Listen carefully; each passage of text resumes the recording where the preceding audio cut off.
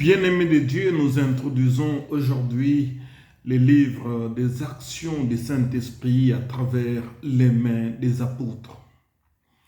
Le livre des actes est attribué au grec Luc le médecin dans les années 63.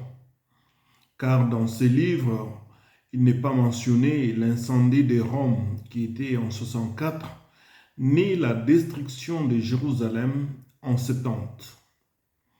Son premier verset commence par « Théophile, j'ai parlé dans mon premier livre de tout ce que Jésus avait commencé de faire et d'enseigner dès le commencement. » Nous savons que celui qui avait écrit à son excellence Théophile dans sa première lettre, c'était donc Luc le médecin. Le but de Luc était de faire un rapport historique exact. Dans sa première lettre, Luc fait un récit de ce que Jésus commença à faire. Et dans le livre des actes que nous étudions maintenant, il fait un récit de ce que Jésus continue à faire. Le livre des actes des apôtres peut se subdiviser en trois parties. Les chapitres 1 à 5 parlent de l'Église naissante avec comme figure principale apôtre Pierre. Les chapitres 5 au chapitre 12 parlent de l'Église persécutée avec comme figure principale Étienne, le premier martyr. Les chapitres 13 jusqu'à la fin parlent des œuvres de l'Église missionnaire avec comme figure l'apôtre Paul. Après sa mort et sa résurrection, Jésus-Christ se montra à ses disciples pendant au moins 40 jours. Il les enseigna à propos du royaume des cieux.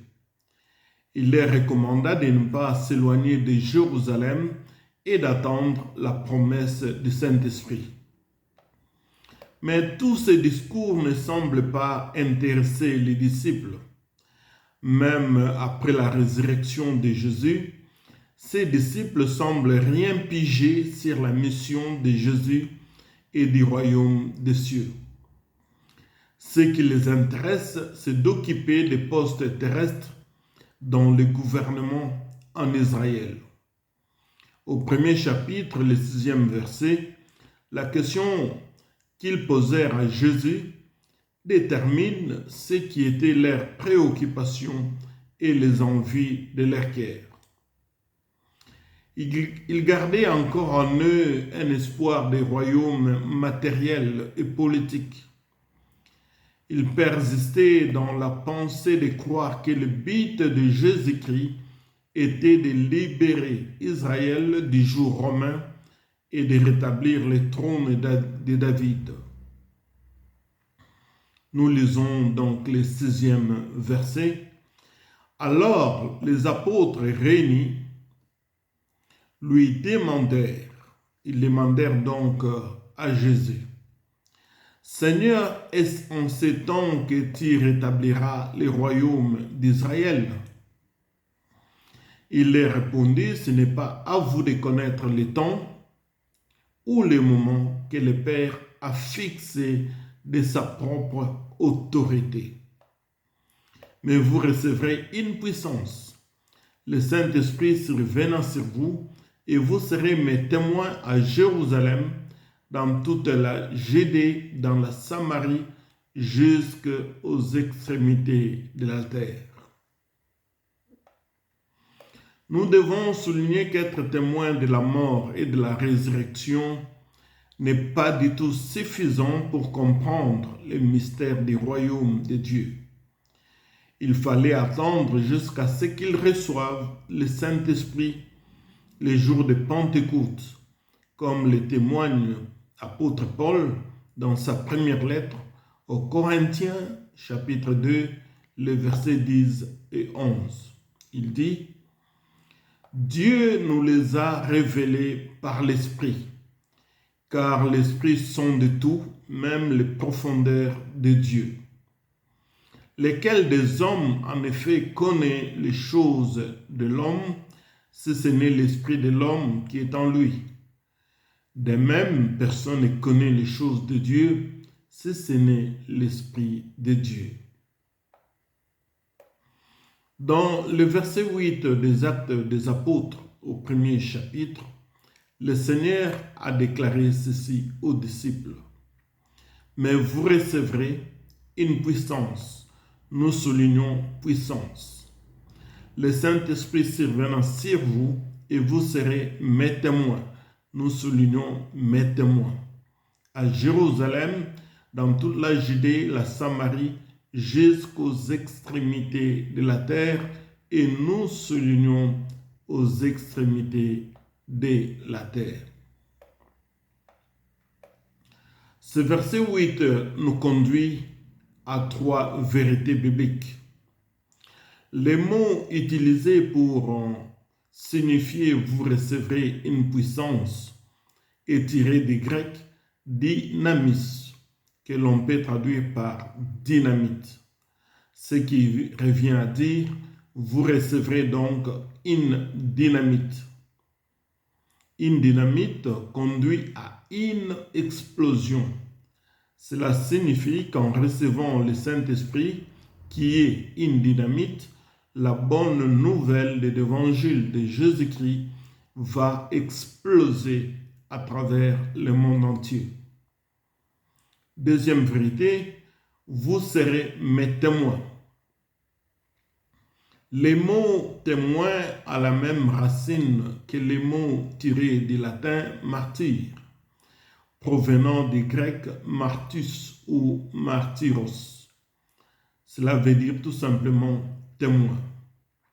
Cela conduit à savoir que pour être un vrai témoin, il faut devoir avoir l'esprit d'un martyr.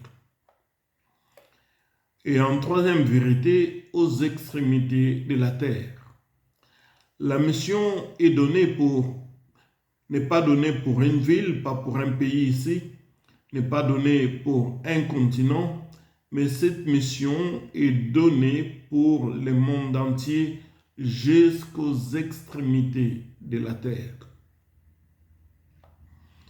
Le 9e verset témoigne qu'après leur avoir parlé et donné des instructions, Jésus-Christ, le roi des rois, le plus beau d'entre les 1000, les narcisses de Saron, l'étoile brillante du matin, l'homme de Galilée, il éleva seulement les mains, sans moteur, sans réacteur, il défia la loi de la pesanteur. Jésus-Christ, le ressuscité du 3e jour, il commença à se soulever sous les regards médisés de ses disciples. Aucun vent, aucun tornade ne pouvait le stopper. Il s'en alla au ciel. Il est né du ventre de Marie. Il est mort comme un homme.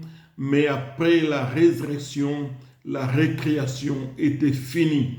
Il est le Dieu créateur. Partout où vous êtes, nous pouvons l'adorer. Nous pouvons l'acclamer pour tout ce qu'il a fait. Car il est écrit que tout ce qui respire loue l'Éternel. Alléluia. Alors que les disciples restaient là, scotchés à regarder au ciel, voici 2 anges s'approchèrent d'eux en leur disant, « Hommes galiléens, pourquoi vous vous arrêtez à regarder au ciel? C'est Jésus qui a été enlevé au ciel au milieu de vous, viendra de la même manière que vous l'avez vu allant au ciel. » Arrivé au ciel, il a dit, « Salut, tout est accompli. » Il a accompli sa mission. Bien-aimé de Dieu, Jésus-Christ ne reviendra pas comme un agneau qu'on amène à la boucherie. Il reviendra en roi des rois, seigneur des seigneurs, comme Paul l'a déclaré. Le Seigneur a un signal donné à la voix d'un archange, au son de la trompette, descendra du ciel. Les morts en Christ ressusciteront premièrement.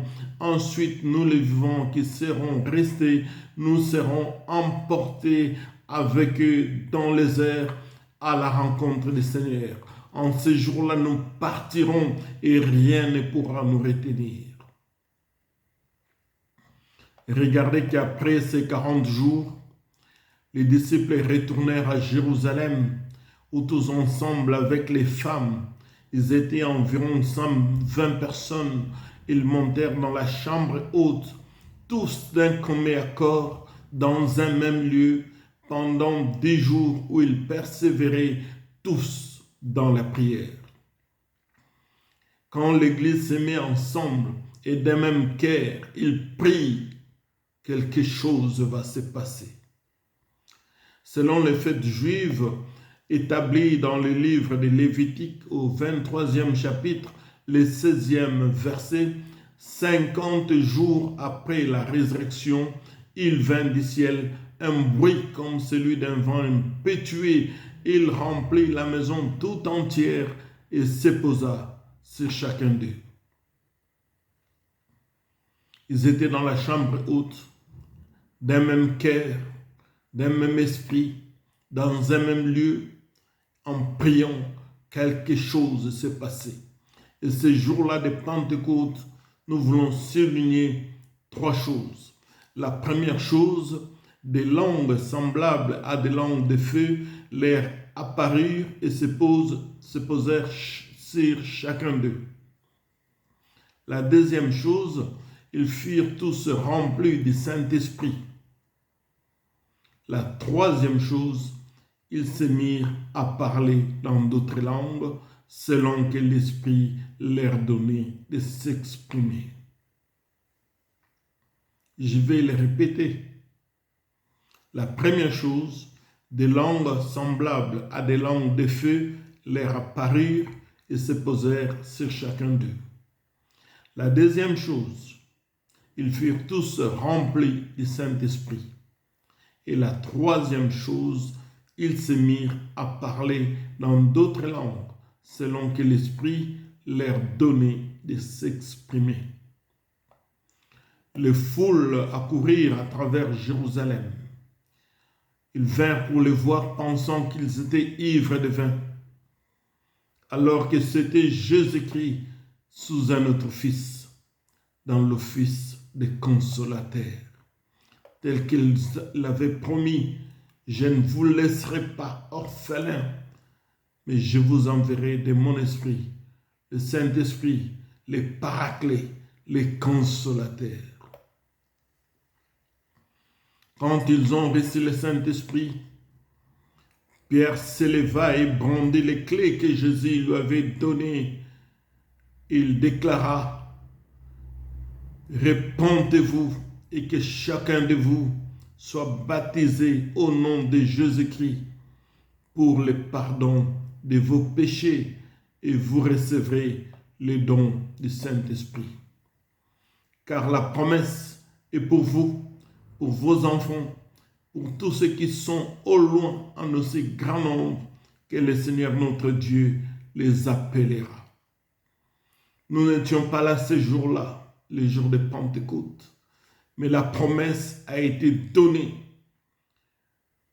pour tous ceux qui seront au loin, très loin, comme vous qui êtes en Amérique, vous qui êtes en Asie, en Europe, en Afrique, vous qui êtes en Australie, vous tous qui êtes au loin, la promesse a été donnée en aussi grand nombre que le Seigneur vous appellera.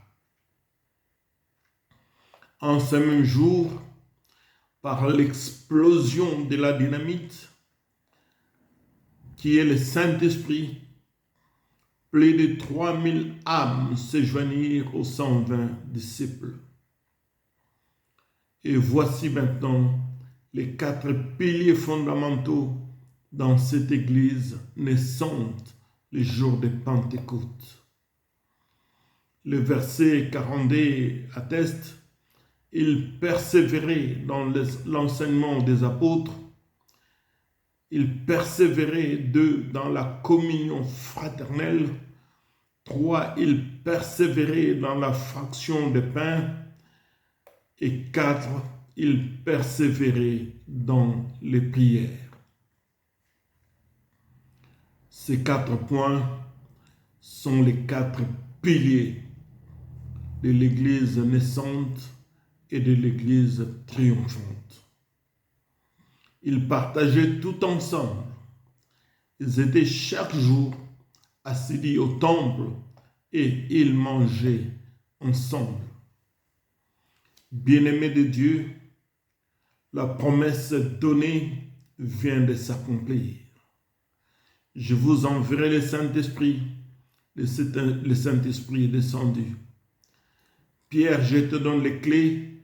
Aujourd'hui, les clés sont brandies. Et chacun d'entre nous a cette mission, cette charge de faire exploser la dynamite qui est le Saint-Esprit, afin que l'évangile de paix, l'évangile de joie, l'évangile de victoire soit annoncé partout dans le monde. Si vous écoutez le son de ma voix, sachez que Dieu vous parle, car cette promesse est pour vous, cette promesse est pour vos enfants, cette promesse est pour tout le monde. Quiconque acceptera de donner sa vie à Jésus et de les recevoir comme sauveur et c'est le sauveur et Seigneur personnel. Ne doutez pas et ne dites pas que le temps est passé, car si vous entendez le son de ma voix, sachez que Dieu vous parle, qu'il vous communique la vie en abondance, la santé robuste et la prospérité par le seul nom de Jésus. Gloire à Dieu, gloire au Seigneur. Nous vous saluons de partout où vous nous suivez et nous vous disons merci d'avoir été nos auditeurs et nous vous disons à la prochaine dans la prochaine leçon. Toujours dans cet intitulé des actions du Saint-Esprit à travers les mains des apôtres. Que Dieu vous garde et à bientôt. Merci.